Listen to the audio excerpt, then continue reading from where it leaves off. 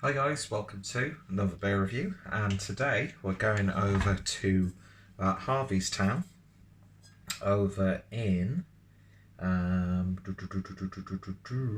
in Alva in Scotland, and we're having a look at a bottle of the Bitter and Twisted, which is a golden ale crafted in Scotland since 1983, 4.2% ABV, zesty, aromatic, citrus. Saint and Sinner in one bottle, crystal malt for sweetness, aromatic fruit from the hops, and oats to give the brew some body. Not to mention a naughty, tingling lemon finish, all thanks to the devilish imagination of our master brewers. So, I've got to confess, I don't think I've ever had a Harviestoun beer. I know Old Engine Oil, or is it just called Engine Oil? I can't remember. Is probably the most well revered and notable beer, which I've actually got a bottle of, which I got in my Beer 52 box for December as part of the Scotland theme. And it was in my local Tesco's recently, and there's been a severe lack of real ale reviews on the channel, and they were my bread and butter. They got me into this sort of stuff. So I've been revisiting ones that I've just drank loads of in the past and never got around to reviewing. Been picking stuff up that I've always walked past, picked up the bottle, put back on the shelf.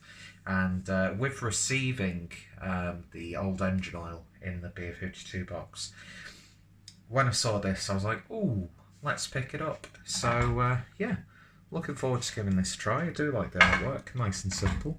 And I love the little logo on there. So I'll have to see if they've got some merch, because I do like that. So let's see what we get with this, using a tin opener, because I don't know where my bottle opener is. So the crown's broken, but oh well.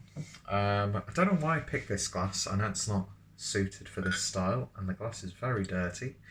But yeah, you've got to go with what you've got. So I don't know what to expect with this one. Won't fill it all to the top, so we can get our nose in. So beer in the glass then, and yeah, as you would expect, golden, very subtle pale amber hues to it, crystal clear, nice Russian carbonation, loads of bubbles sticking to that glass, but oh well. And the beer poured with about one finger's worth of a white fluffy head. Actually, it's got nice sort of creaminess about it. So let's give it a swirl and a sniff and see what we get on the nose. And it's got that sort of damp, slightly citrusy muskiness. There's a little bit of a sort of like sherbety sweetness. Big bready character coming through. You're getting a little bit of that hop, but I wasn't expecting, an abundance of hops on the nose. But there is a zesty citrusiness to it. Best before date is 24th of January 2021. So I'm not sure when this was bottled on. But yeah, it's one of those familiar real ale, golden pale ales. Do you know what I mean? Nice and simple. It doesn't promise you the world. So, it's not leading you to be disappointed, if that makes sense. But yeah, I think that smells pretty damn nice. So let's give it a taste. Cheers.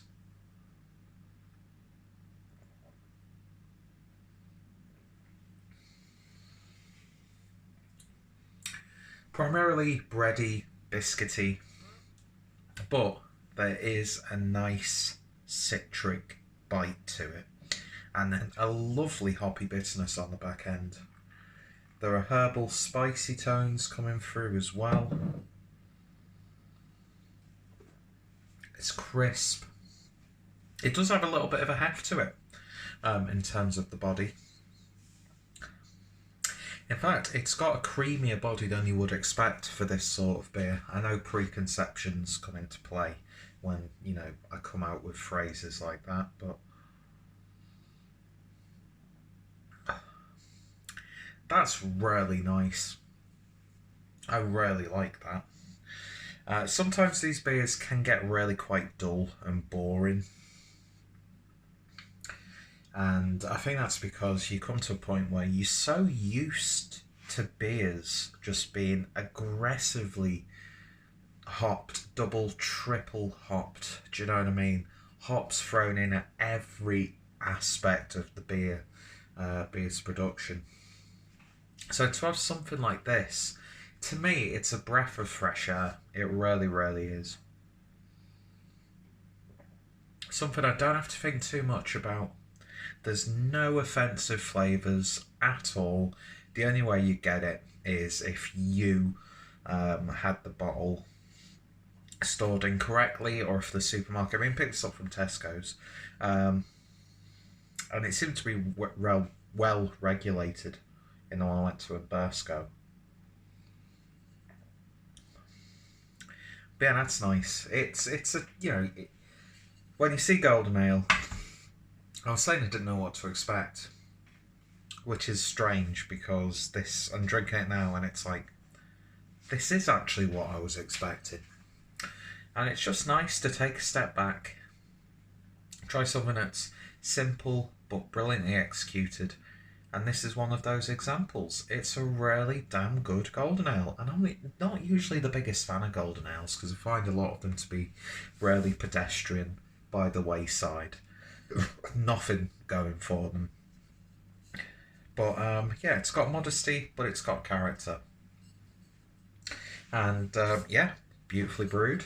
Lovely stuff. So in terms of a rating then, on the Bitter and Twisted from Harviestoun Brewery, I'm going to give that an 8 out of 10. Lovely, lovely stuff. Could happily knock back 4 bottles of that, 4 pints of that. I could imagine that being really gorgeous on cask.